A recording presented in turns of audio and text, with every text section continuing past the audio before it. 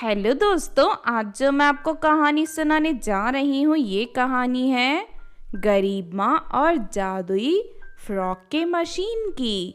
तो चलिए दोस्तों देखते हैं गरीब माँ और जादुई फ्रॉक के मशीन की कहानी। किसी गांव में चारू अपनी बेटी शांति के साथ रहती थी। चारू की जिंदगी अच्छी चल रही थी, लेकिन एक दिन अचानक दिल का दौरा पड़ने से उसके पति की मौत हो जाती है। पति के मरते ही चारू की जिंदगी पूरी तरह अस्त व्यस्त हो जाती है और उसके घर में आर्थिक तंगी शुरू हो जाती है। फिर एक दिन, माँ आज कॉलेज की फीस भरने का आखिरी दिन है। अगर मैंने फीस नहीं भरी तो कॉलेज से मेरा नाम काट दिया जाएगा। बेटी, तू तो जानती है हमारे घर में बिल्कुल पैसे नहीं हैं, लेकिन तू फिक्र मत कर, मैं पड़ोस वाली आंटी के घर से पैसे मांग कर लाती हूँ। इतना कहकर चारू पड़ोस में रहने वाली मीना के घर पैसे मांगने पहुँच जाती है। मीना, मेरी बेटी की कॉलेज की फीस भरनी है। इस वक्त मेरे पास बिल्कुल पैसे नहीं हैं। अगर तू कुछ पैसे उधार दे दे तो तेरा बहुत उपकार होगा। अरे तू क्या सोचकर मेरे पास पैसे मांगने आई है? मैं तुझे पैसे दे सकती हूँ, लेकिन तू मेरे पैसे कहाँ से लौटाएगी? तेरा तो पति मर चुका है। अरे मीना, ये तो कैसी बातें कर रही है? इससे पहले भी तो कई बार तू मुझसे पैसे उधार ले चुकी है, लेकिन आज मेरे पति के मरते ही तू मुझे इस तरह की जली कटी बातें सुना रही है। देख, सुबह सुबह मेरा दिमाग खराब मत कर। मैं तुझे पैसे नहीं देने वाली, चल जा यहाँ से। इतना कहकर मीना दरवाजा बंद कर लेती है। फिर चारू उदास होकर अपने घर लौट जाती है। क्या हुआ माँ, तुम पैसे नहीं लाई? क्या बताऊं बेटी, आज मेरी समझ में आया कि बुरे वक्त में कोई किसी का साथ नहीं देता। वो मीना की बच्ची कई बार हमसे पैसे उधार ले चुकी है, लेकिन आज हमारे बुरे वक्त में साथ देने के बजाय वो मुझे ताने मार रही है।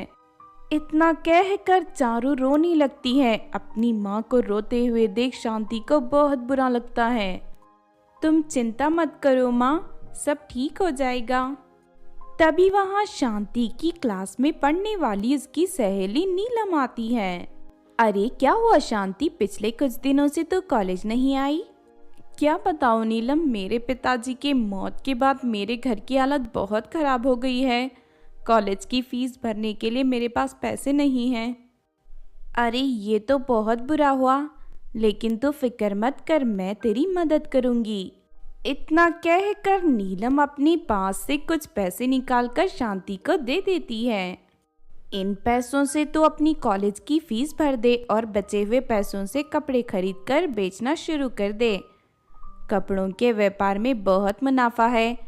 कॉलेज खत्म होने के बाद मैं भी कपड़े बेचने का काम करती हूँ, इसीलिए मेरे पास हर वक्त पैसे होते हैं। अरे वाह नीलम, तूने तो बहुत अच्छा उपाय बताया। तू कल मेरे साथ चल, मैं तुझे कुछ कपड़े खरीद कर दे दूंगी, फिर तू उन्हें बेचना शुरू कर दे। ये सुनकर शांति बहुत खुश होती है और अगले दिन नीलम के साथ जाकर कपड़े खरीदकर घर ले आती है। उसके बाद शांति और चारू दोनों मिलकर कपड़े बेचना शुरू कर देते हैं। फिर कई महीनों की मेहनत के बाद उन्हें अच्छा मुनाफा होने लगता है। यहाँ तक कि लोग उनके घर पर भी कपड़े खरीदने आने लगते हैं। ये सब देख मीना को बहुत जलन होती है। अरे ये दोनों माँ बेटी तो कपड़े बेचकर खूब पैसे कमा रहे हैं, मुझे कुछ करना होगा वरना ये दोनों अमीर बन जाएंगे। फिर एक दिन दोनों माँ बेटी कपड़े बेचने दूसरे गांव गए हुए थे। तभी मौका देखकर मीना उनके घर में आग लगा देती है, जिस वजह से उनके घर के साथ साथ वहां रखे सारे कपड़े भी जलकर राख हो जाते हैं। शाम को चारू और शांति अपने घर लौट आते हैं, लेकिन अपने घर को जला हुआ देख उन दोनों के होश उड़ जाते हैं।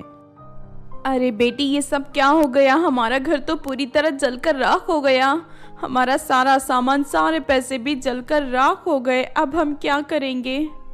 इस तरह दोनों माँ बेटी दुखी होकर रोने लगते हैं, लेकिन तभी घर के नीचे की जमीन दो हिस्सों में अलग हो जाती है और उसके अंदर से एक बड़ी सी मशीन बाहर निकल आती है।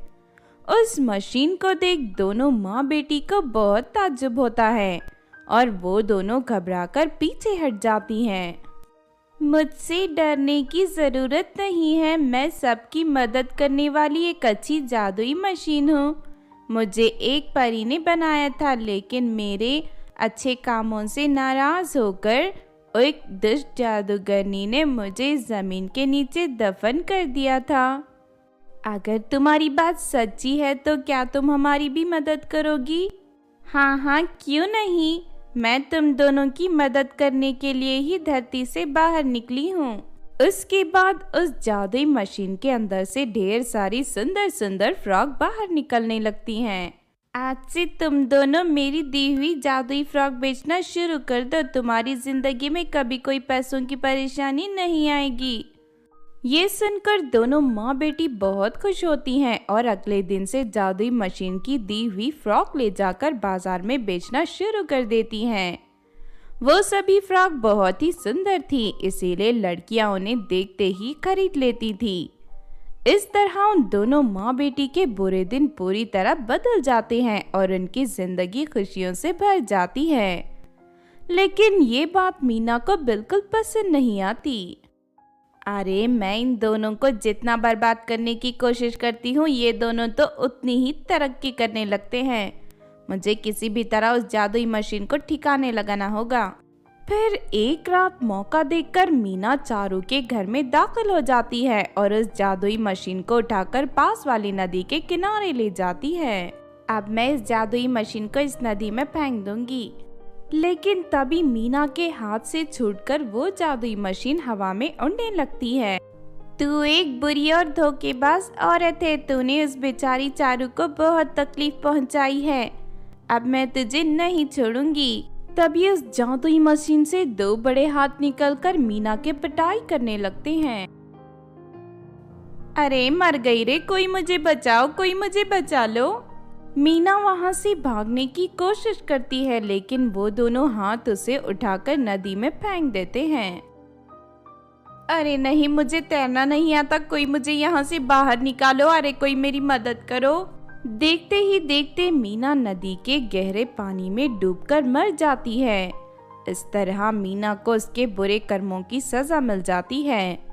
उस दिन के बाद से चारू और शांति की जिंदगी में कभी कोई परेशानी नहीं आती और वो दोनों हंसी खुशी अपनी जिंदगी जीने लगते हैं। तो आपने देखा दोस्तों, गरीब माँ जादुई फ्रॉक की मशीन की कहानी। इस कहानी से हमें ये सीख मिलती है कि हमें कभी भी दूसरों के बारे में बुरा नहीं सोचना चाहिए और ना ही किसी मासूम को नुकसान पहुंचाना चाहिए, क्योंकि दूसरों को तकलीफ देने वाले लोगों को एक ना एक दिन उनके बुरे कर्मों की सजा जरूर मिलती है। अगर ये कहानी आपको अच्छी लगी हो तो ज़रूर लाइक करें और हमारे चैनल सोना टीवी को सब्सक्राइब भी कर लें। और हाँ दोस्तों, हमें कमेंट करके ज़रूर बताना कि आपको कहानी कैसी लगी।